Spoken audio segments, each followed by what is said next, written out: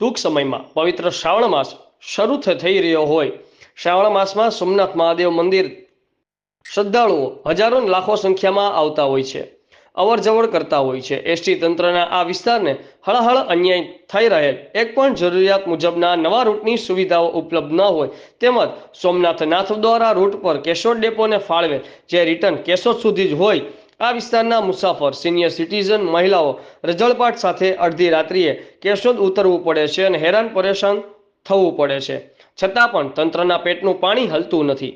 સંજયભાઈ રાઠોડ, આઝાદ media live, Gir Somnath. અને જેઓ સતત નાથ દ્વારા જતા હોય એવી સંખ્યા પણ બહુ છે।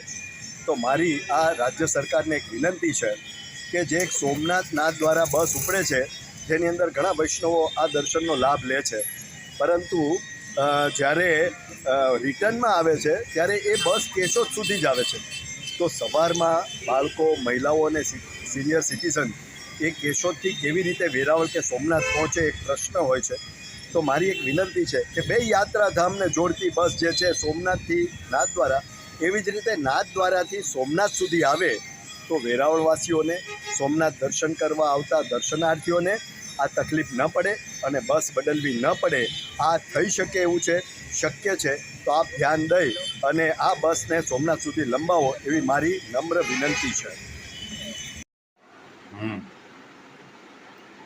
હું સોની ગીતાબેન ડી ચલ્લા સોમનાથ મહાદેવ મંદિરે દર્શન આવતા યાત્રિકોને દર્શનાર્થીઓ મુસાફરીને એસટી તંત્ર દ્વારા સ્લીપિંગ ક્રોસ બસ સેવા સોમનાથથી મુંબઈ મહારાષ્ટ્ર, સોમનાથ ઉજ્જૈન રૂટ, સોમનાથ જામનગર બેટ દ્વારકા રૂટ, જે વેરાવળ સોમનાથ વિસ્તારના સિનિયર સિટીઝનો અને દર્દીઓને જામનગર હોસ્પિટલ સારવાર માટે અવર જવરમાં ખૂબ જ ઉપયોગી થઈ શકે તે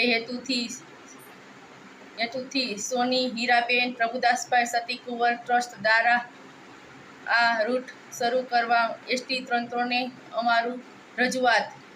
જય સોમનાથ।